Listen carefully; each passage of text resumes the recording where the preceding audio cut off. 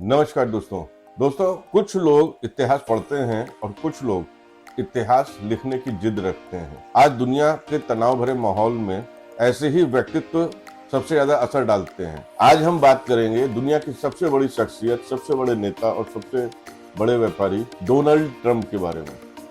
दोस्तों, Donald Trump जी का जन्म 14 जून 1946 को हुआ था और इस हिसाब से उनकी सिंह लग्न की कुंडली बनती है। सिंह लग्न में मंगल बैठे हुए हैं।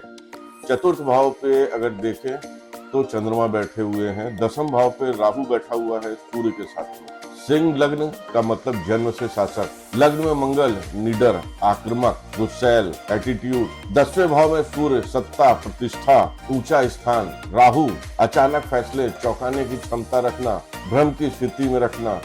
चंद्रमा केतु के साथ में चतुर्थ भाव पर इमोशनल भी और कंफ्यूज भी। ये है डोनाल्ड ट्रंप जी का व्यक्तित्व। दोस्तों, अगर हम बात करें इस तरह की जो शख्सियत होती है तो एक गहरी सोच वाला, महत्वाकांक्षी, हर चाल बड़ा सोच समझ के करने वाला एक कंफ्यूज पर्सनालिटी जो अपनी ताकत के बल पर, अपनी जिद के बल पर कुछ भी कर सकता है और किसी भी लेवल पे कर सकता है। अब अगर हम अच्छाई की बात करें, जबरदस्त आत्मविश्वास, बड़े से फैसले लेने में हिम्मत, दबाव पर भी टिके रहना, ये सब कुछ अच्छाइयां हैं। और अगर कमियों की बात करें तो अहंकार, ज्यादा जिद्दी स्वभाव, दूसरों की बातें ना मानना, अपने मन की करना, जो हमें ठीक लगे हमें सिर्फ वही करना और वही सही होना, ऐसी सोच रखना। कई बार यही गुण मजबूत नेता बना देता है और कई बार यही समस्या बन जाती है। इस समय राहु के ही नक्षत्र में है, जैसा कि हमने पिछले वीडियो में भी बताया है।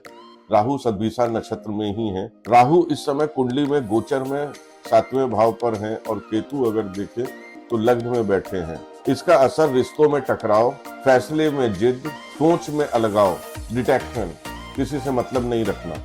ऐसे समय व्यक्ति अपनी ही सोच में अटक जाता है, निर्णय संतुलित नहीं रह पाते, बातचीत में संतुलन नहीं होता। इस समय दोस्तों इनकी गुरु की महादशा चल रही है। गुरु एक बड़ा मंच देता है, प्रभाव बढ़ा रही है गुरु की ये महादशा, यानी ऊंचाई भी और परीक्षा भी।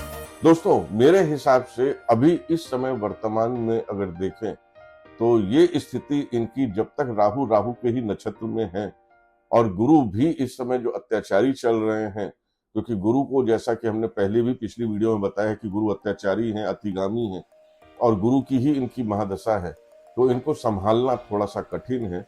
लेकिन हमें लगता है कि अभी 2 तारीख से मंगल की स्थिति बदलने से अब इनकी सोच में भी थोड़ा सा लचीलापन आना चाहिए और कुछ नए मार्ग खुलने चाहिए इस युद्ध के। अब सवाल ये है कि यह शक्ति दुनिया को संभालेगी या अपनी जिद से एक नया मोड़ दे देगी और पूरे वर्ल्ड ऑर्डर को बदल कर रख देगी। कमेंट में अपनी राय दें। देखते रहें ऊर्जा एस्ट्रो टीवी। नमस्कार।